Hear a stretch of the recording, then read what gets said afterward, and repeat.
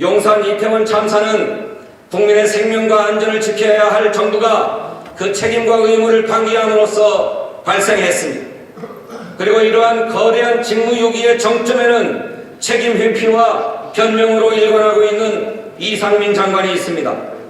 이에 더불어민주당 국회의원 169명은 대한민국 헌법 제63조에 따라 행정안전부 장관 이상민의 해임 건의안을 제출하였습니다.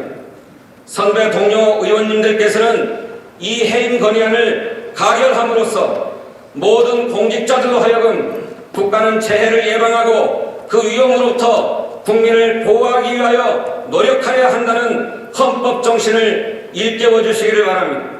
또한 재난안전관리의 총책임자인 이상민 장관에게 정치적, 도의적 책임을 엄중하게 물음으로써 이태원 참사에 대한 철저한 진상규명과 책임자 처벌이 이루어질 수 있는 단초를 마련해 주시기를 호소합니다.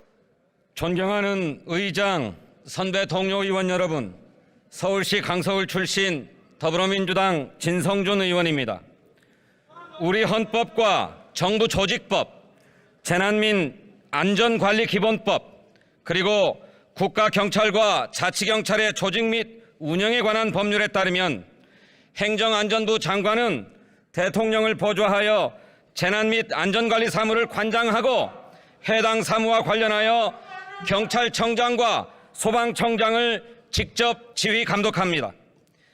이상민 행정안전부 장관은 지난 10월 29일 22시 15분 서울시 용산구 이태원동 일대에서 헬로윈을 맞아 방문한 수많은 시민들이 해밀턴 호텔 옆 좁은 골목에서 뒤엉키면서 158명이 사망하고 196명이 중경상을 입은 압사 참사에 대하여 주무장관으로서 엄중한 책임을 져야 합니다.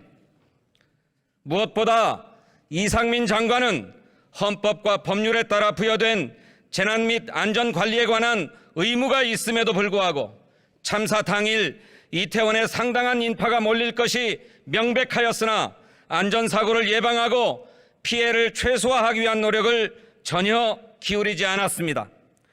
특히 3년 만에 사회적 거리두기 없는 헬로윈을 맞아서 이태원에 젊은 층이 대거 운집할 것이라는 예상이 있었고 또한 이에 대비하여야 한다는 사전 보고가 있었음에도 사고에 대비한 사전 대책은 물론 참사 당일 현장 관리와 통제도 전혀 하지 못했습니다.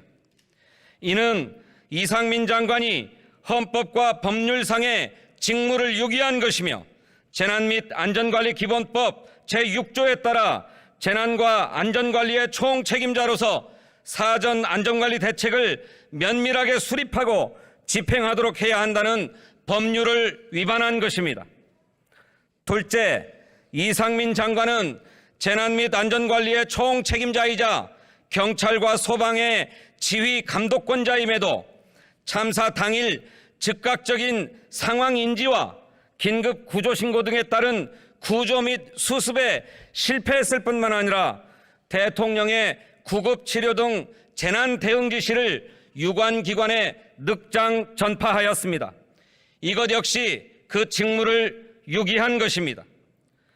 참사 발생 4시간 전인 18시 34분 최초의 112 신고 이후 시민들은 수십 건이 넘는 신고를 통하여 인파 통제를 요청하였으나 이상민 장관의 지휘 감독을 받는 경찰은 적절한 조치를 시행하지 못했습니다. 참사 당일 22시 15분 서울 종합방재센터에 압사 사고가 접수된 이후에도 약 1시간가량 긴급구조 등의 대응의 공백이 발생하였고 경찰청과 소방청, 지방자치단체의 보고체계도 마비되어 상황은 걷잡을 수 없이 악화되었습니다. 그러나 재난 및 안전관리 책임자인 이상민 장관은 대통령보다도 늦게 참사 상황 보고를 받았습니다. 대통령의 1차 사고 수습 지시를 55분이 지난 후인 30일 0시 16분경에야 전파했습니다. 그 결과 사상자의 규모를 키워 최악의 압사 사태를 야기했습니다. 셋째, 이상민 장관은 참사를 축소하고 책임을 회피하는 언행을 지속해서 주무장관으로서의 자질을 의심케 하고 유족은 물론 온 국민의 분노를 일으켰습니다. 이상민 장관은 참사 이튿날인 10월 30일 특별히 우려할 정도로 많은 인파가 모였던 것은 아니다. 경찰이나 소방 인력을 미리 배치함으로써 해결할 수 있었던 문제는 아니었다고 발언했습니다. 또한 이상민 장관은 지난 6월 행정안전부에 경찰국을 신설하기 위한 대통령 시행령 개정 당시에는 경찰을 지휘 감독할 권한과 책임이 행정안전부 장관에게 있다고 누차 밝혔음에도 참사 발생 이후 경찰에 대한 비판 여론이 높아지던 11월 7일 국회 행정안전위원회에 출석해서는 경찰에 대한 일반적인 지휘 감독권이 없다고 말을 바꿨습니다. 재난과 안전관리 사무에 관한 경찰, 소방에 대한 행정안전부 장관의 지휘 감독자로서의 책임을 회피하려 했던 것입니다.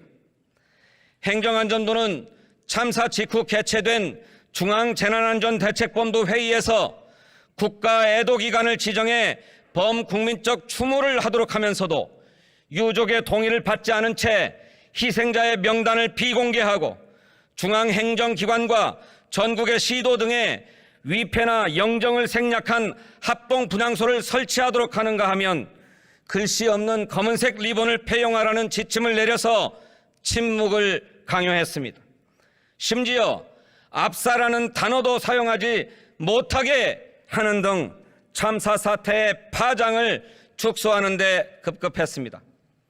또한 이상민 장관은 11월 16일 국회 예산결산특별위원회 전체회의에 출석해서 유족들이 서로 만나서 슬픔을 나눌 수 있는 기회를 제공해야 하지 않느냐 하는 국회의원의 질의에 대하여 유가족 명단이 없다고 허위로 답변하고 언론과의 인터뷰에서는 폼나게 사표를 던지고 싶다고 발언해서 유족과 국민의 가슴에 못을 박았습니다.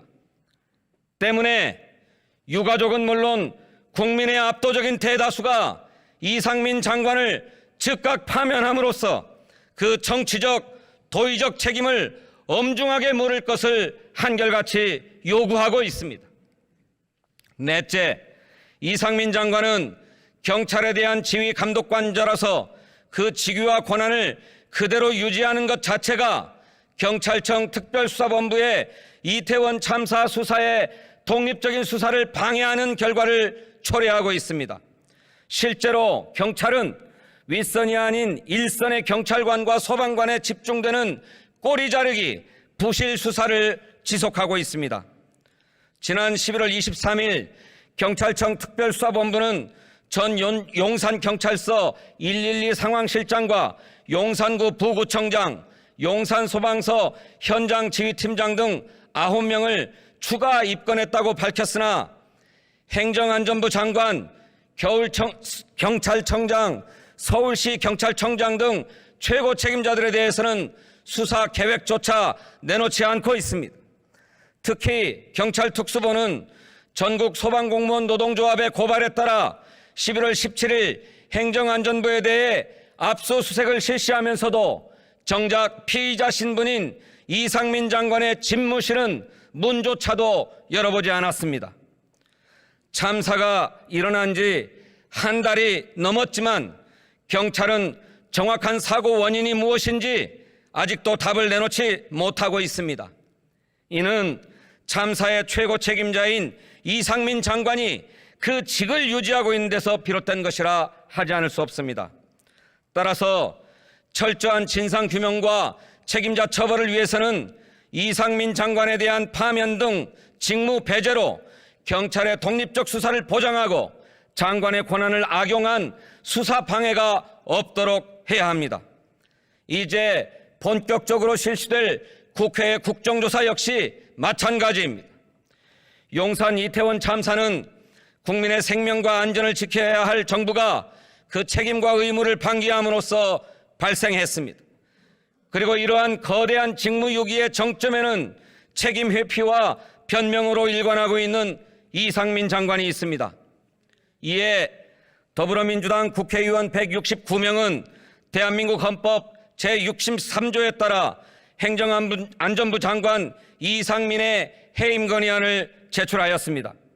선배 동료 의원님들께서는 이 해임 건의안을 가결함으로써 모든 공직자들로 하여금 국가는 재해를 예방하고 그 위험으로부터 국민을 보호하기 위하여 노력하여야 한다는 헌법 정신을 일깨워 주시기를 바랍니다. 또한 재난안전관리의 총책임자인 이상민 장관에게 정치적, 도의적 책임을 엄중하게 물음으로써 이태원 참사에 대한 철저한 진상규명과 책임자 처벌이 이루어질 수 있는 단초를 마련해 주시기를 호소합니다. 감사합니다.